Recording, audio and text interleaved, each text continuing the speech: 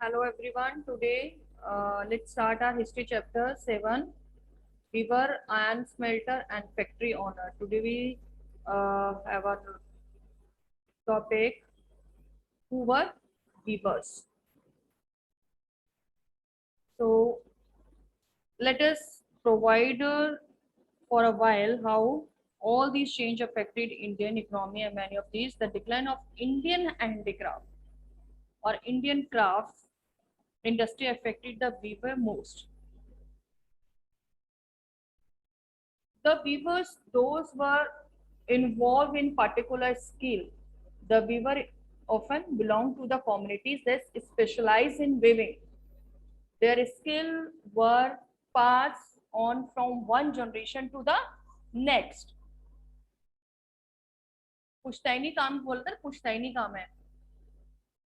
Like the Tanti weavers of Bengal, the Julahas, the Momin weaver of North India, Sale and Kaipolar and Devangs of South India are the some of the communities famous for weaving. In different states, they were known by different names. The first stage of production was spinning. In that, the work done by mostly by women. The charkha and the takli was household spinning instrument. Like you can see the charkha, and I will show you. Now here you can see a charkha spinning wheel is a device for spinning thread or yarn to make clothes. Use of charkha was popularized by Mahatma Gandhi in the part of independent movement, and these are taklis where on which they roll the thread. Okay.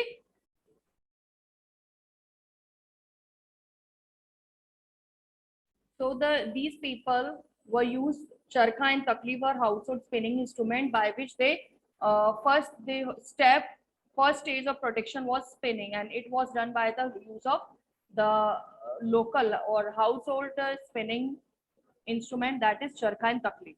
The thread was spun on the charkha and rolled on the takli.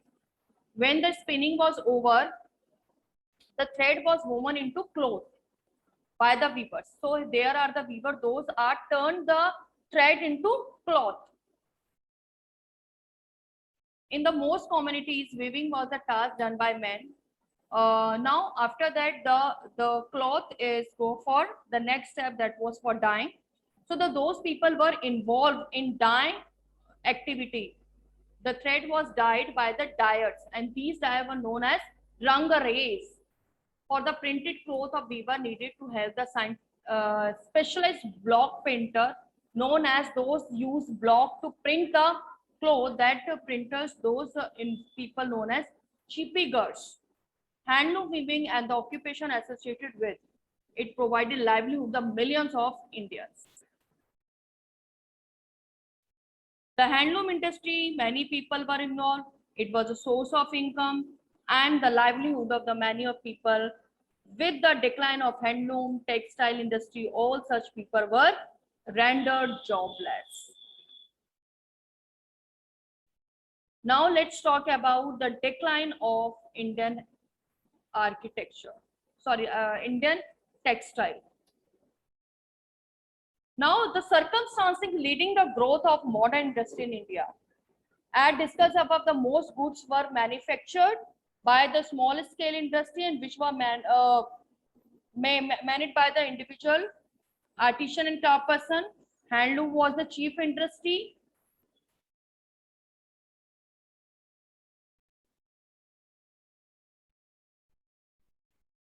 So what was the reason, the decline of this? Now first, let's talk the development of cotton industry in the Britain affected the textile producer in India, because now the people were started to were purchasing the British goods. First reason why these things affected, how the British protection, industrialization affect the Indian textile. First point was Indian textile now had to compete with the British textile in the European and American market. And the British protection was ready by the machines. Second, exporting textile to England also became increasingly difficult since very high duty were imposed on Indian textile are imported into Britain. So the duty imposed on Indian textile, which increased the price of Indian product. By the beginning of 19th century, English-made cotton textiles successfully outstayed Indian goods from their traditional market in Africa, America, and Europe. Thousands of weavers in India were now thrown out of employment. Bengal weavers were most worst hit. English and European companies stopped buying Indian goods, and their agent no longer gave out advance to weaver to secure the supply. So the question was in their hand कि वो बनाए किसके लिए? If there were no buyer in the market, so for whom they made the product? So this thing, distress weaver brought petition to the government to help them. In 1830,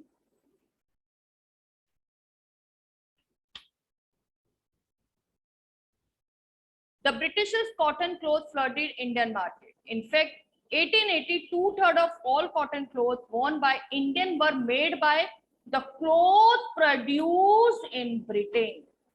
even हमारे लोग ही अपने लोगों का साथ नहीं दे रहे थे, उन्होंने भी स्टार्ट कर दिया था ब्रिटेन से जो कपड़ा आ रहा है उसको पहनना. This affected not only specialized weaver but also spinners. Thousands of rulers, women who were involved in this spinning were living on by the spinning cotton thread were rendered jobless. They were unemployed. Handloom weaving did not completely die in India. This was because some type of clothes could not be supplied by machine. Otherwise, everything the Britishers copyright India. Okay, they make the things better, shiny, strong, but they copy from the Indian goods. And those things made by the machine, they are comparatively cheap. Those things made by hand. So everyone behind to purchase the product which is made by Britain. This had a wide demand not only amongst the English rich but also among the middle class. Nor did the textile manufacturer of Britain produce very coarse clothes used by poor people in India. Okay. Now if we talk about Solapur in Western India and Madura in South India, this town emerged an important new center of weaving in late 19th century. During the national movement, Mahatma Gandhi urged the people to boycott the British goods, imported textile, only because of this, because they wanted to promote our country handloom craft. So that is why they spread awareness among the people. They wanted that everyone should buy the Swadeshi things. Okay, Gandhiji urged the people to boycott imported textile, use hand spun and hand woven clothes, mean khadi. And after that, it became the symbol of nationalism.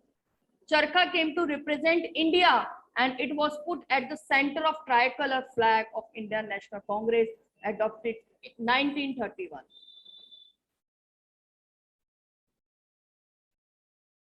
Now, when the craft person, weaver, spinner lost their jobs, what happened? Many weavers became agricultural laborers.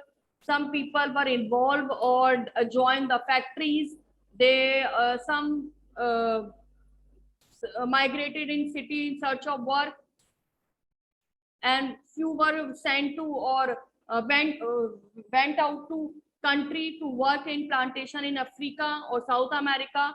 Some of these handloom weaver also found work in new cotton mill that were established in Bombay, Ahmedabad, Solapur, Nagpur, and Kanpur.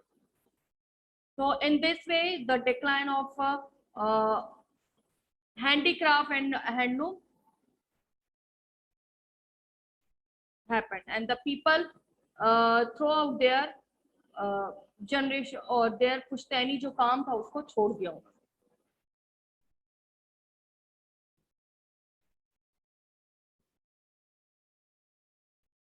Cotton mills came or started in India. The first cotton mill in India was set up in as a spinning mill in Bombay, 1854. Everyone underline. Now, after that, the early 19th century, Bombay had grown important port of export of raw material from India to England and China. It's mean the port has changed. The new port introduced. It was also close to the vast because the Bombay where the black soil found. So black soil tracked the Western India with the cotton was, and the black soil is very good for the growing cotton. When the cotton textile mill came up, they could they could get supply of raw material very easy way.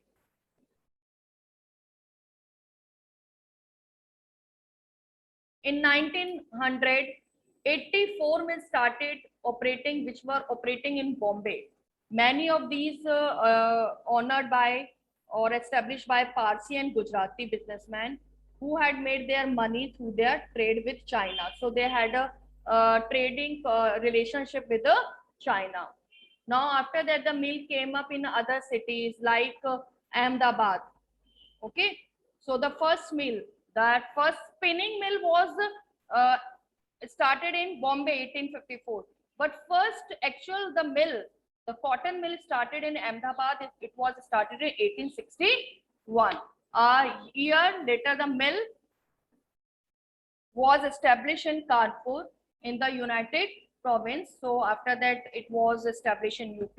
So the growth of cotton mill lead the demand of labor. So the thousand of poor peasants, artisans, those left their professional the specialized profession, they left this. So they joined these mills. The labor moved to the city to work in the mills.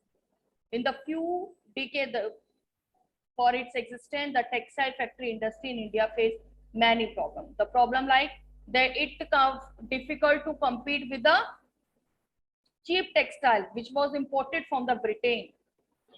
Most country governments supported the industrialization by imposing heavy duty on imports.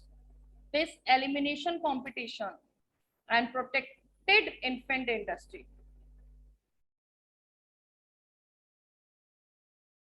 And the colonial government refused to protect the Indian cotton mills, Indian cotton mills owners.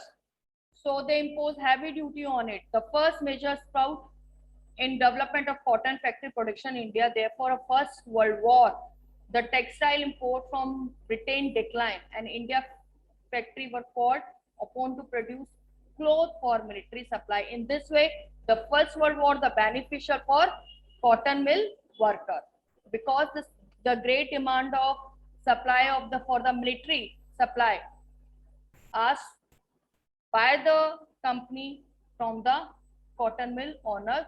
So in this way, this the First World War the beneficial for the cotton mill worker.